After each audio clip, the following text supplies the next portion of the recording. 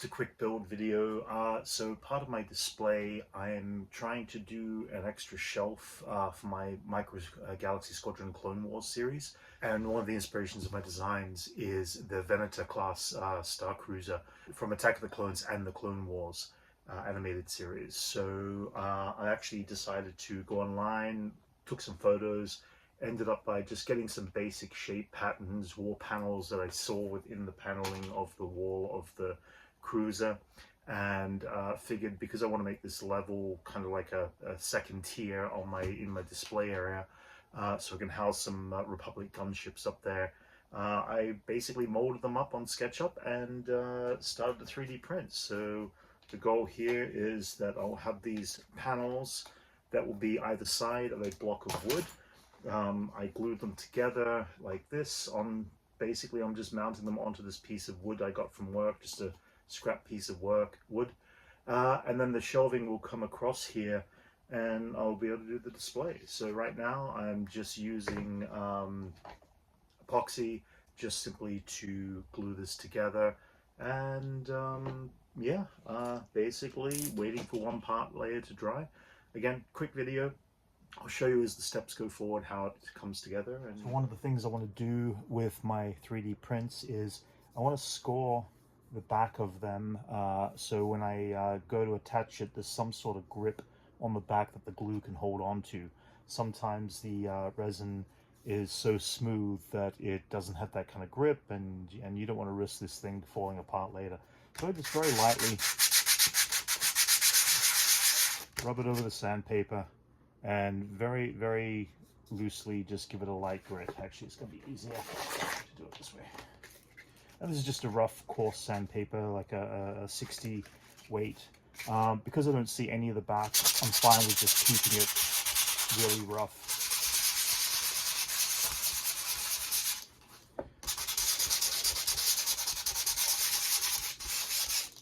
And that's all you need to do, is just give it a little bit of a rough edge to it. Catch the edges quite a bit. Make sure the edges are caught. And yeah, and then I just move on to the next piece and just keep on going. These 3D prints are all resin, and each of these took about 15-20 minutes to print out. The slightly higher ones like this took a little more than an hour or so, hour or two to print out, depending on which way you actually print them. But I decided to get all these cool little shapes that I saw within the design of the ship and from the Clone Wars. So the entire shape that I have here, if I could print this in one piece and fit it on my printer bed, I would. But it's so large that I had to break it apart in smaller pieces to be able to fit onto the printer bed. So it was just managing my space and my time and all that. There could have been other ways I could have done it, but in the end I broke it off into 3 parts on each panel that will join together as such, and then when I glue them on, I'll have them there. I also use clamps to help attach it when I lock it in and put the glue on the back, you'll see soon, to lock it in place. So my first layer is now dry. I'm going to put on the next couple of layers and then do the other side.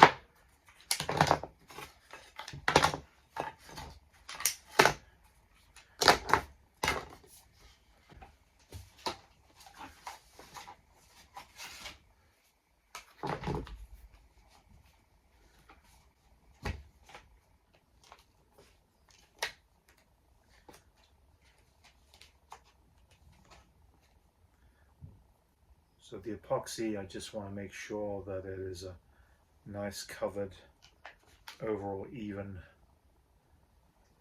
I keep a little shy of the edge because I don't want any bleeding going through that builds up on the outside so much, which becomes a bit problematic.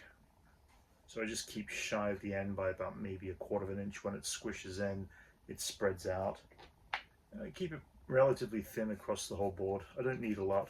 I just need it to be evenly spaced across. And then resting this piece up against the other one. Same thing with the clamps. I'm gonna start with a clamp in a corner. Make sure the gaps are all evenly pushed in.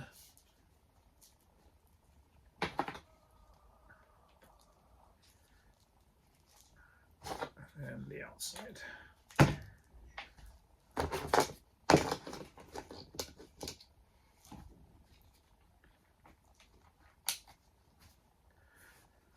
So you can see here that without a clamp in the middle there, there's a bubble, which I have the same problem over here. So first thing I'm going to do is clamp in the back end here, and that squeezes up the whole center there. But I'm still left with this problem here.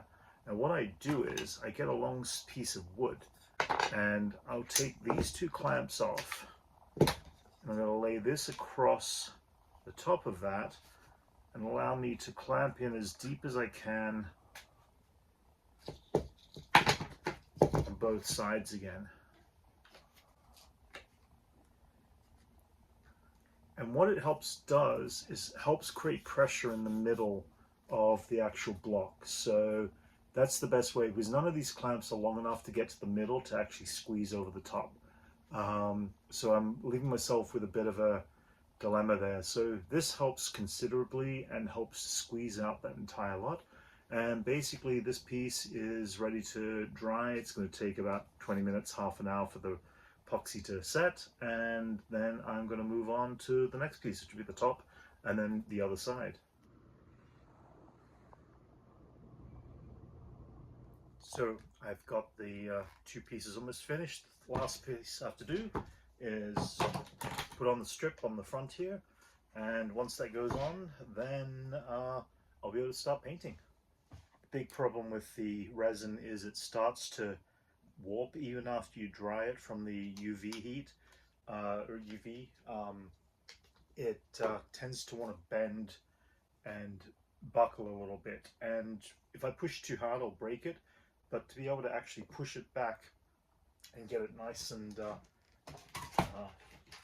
grounded, the glue will hold it in place. It just simply means that I just need to be careful with how I do it.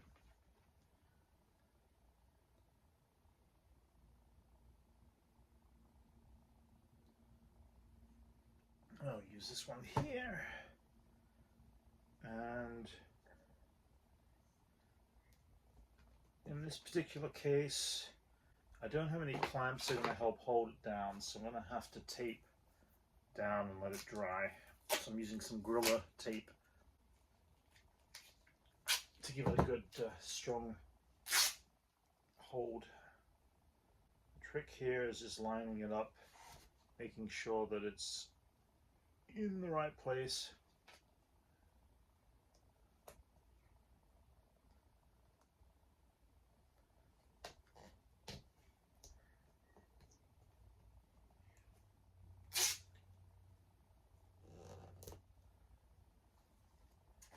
And so that is it attached on the front there. I'm going to let this dry, settle for a good hour or so, get it done properly. One more little piece up the top here, I think. I'll pull it back, give it plenty to hold on to.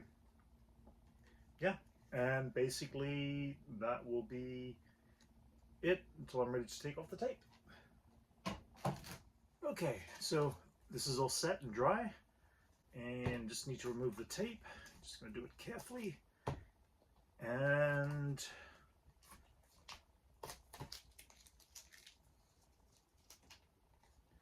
so here it is, set and dry. All the pieces are attached to the piece of wood. Wood you can still see on the bottom and on the back where I'm never going to see it. And the top I'm going to be putting a piece of plexiglass across to arc between the two different shelves, but this is going to be one of my kind of shelf supports, and then the other one will go alongside of it as such, and I'm going to put the plexi between, and I'll be able to put a couple of ships up there.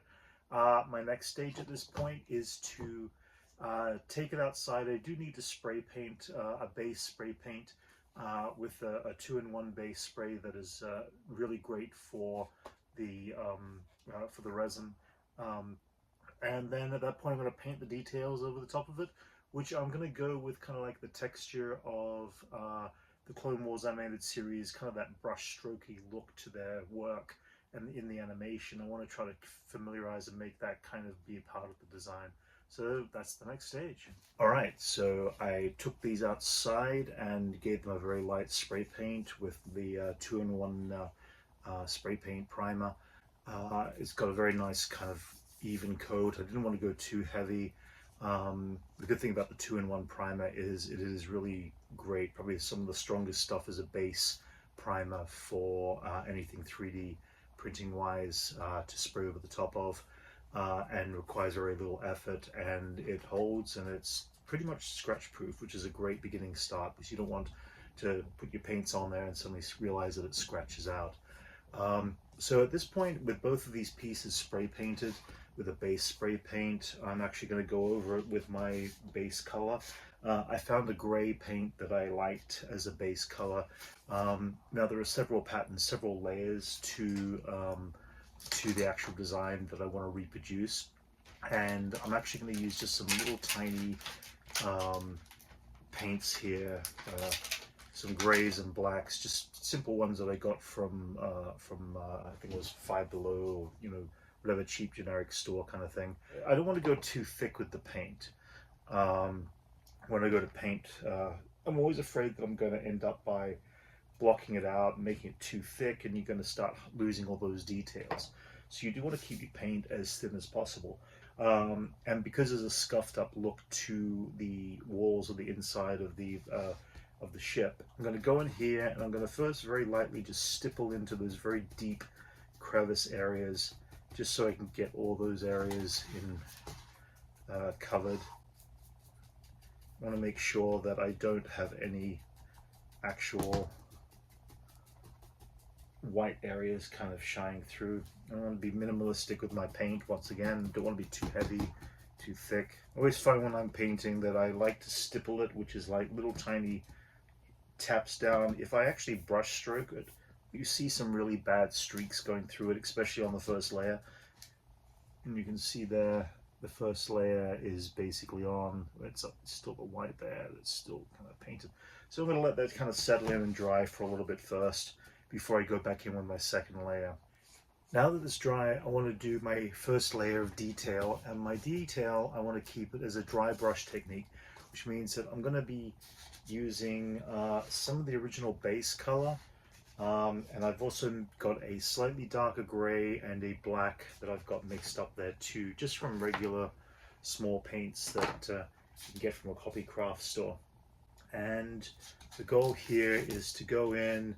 I'm going to start up here. I want a couple of dry brush strokes straight down vertically, and then I'm going to go in and dip in some of my gray. So I want some of that gray to show through, and I go back to the original color, and it's basically a series of, it would normally be scumballs, but instead I'm still going in a straight direction. I want this to kind of have that flow.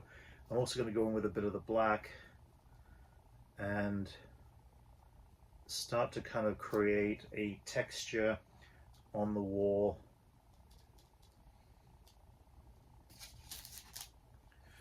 So you can see here, I've got this brush technique going on there that I've started to do just over here, and it's going to be the first layer, but I wanted to make sure that this is the even layer that kind of covers over any spots from my original base paint.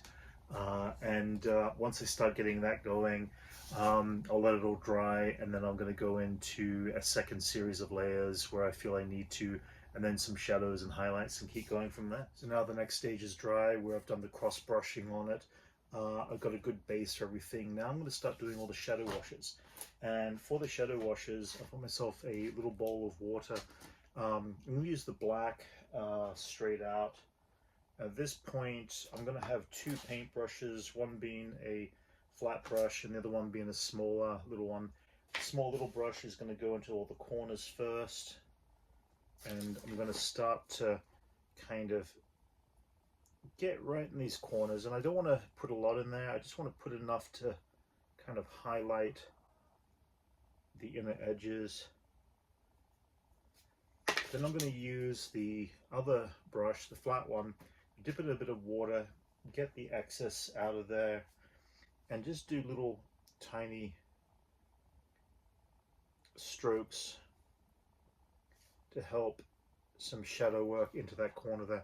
So if you have a look here at the top one here, I'm using it just to begin and go in there and kind of create a defining kind of corners for all the shadow work. I also want to go on the edges here, just darken them, soften them up a little bit. So I keep on doing that on all my little shadow line points, and then eventually I'm going to go back in again and do some highlights.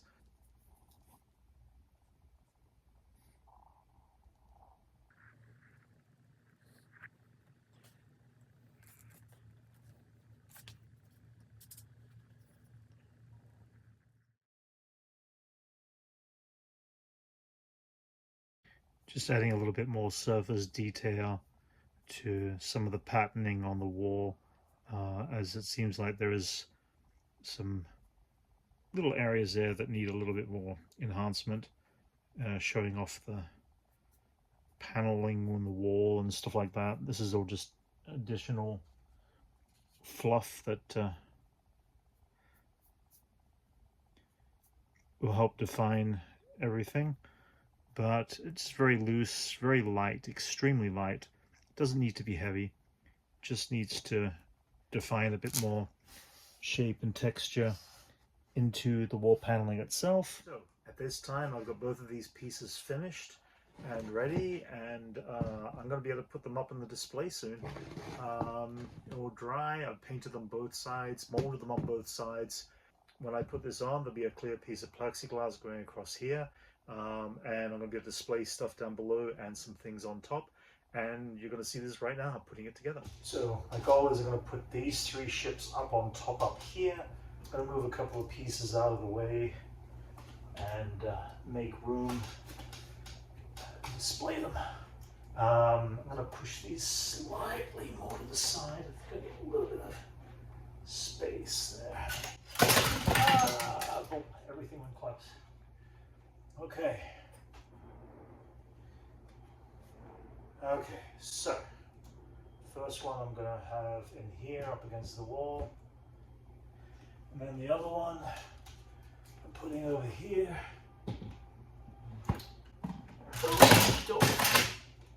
And that all collapsed. Alright. I'm going to put those in properly. First I'm just going to put these in place because it's going to be easier. And this is going to sit right between these 2 points right here. Okay, and that secures them in. The ships in the front here are going to go up on the top. 1, 2, and 3. Then I'm going to put these guys back in place right here. Same thing, I'm going to have them slightly parted out. I guess I should start from the center and might work my way to the sides. And now I can put in my ATT walkers up in my clone wall space right here. Voila. Clone forces rally. As the war escalates in the Outer Rim, many new clones are rushed into service to support their Jedi. All right, listen up. There's only one target of interest in this sector. Camino.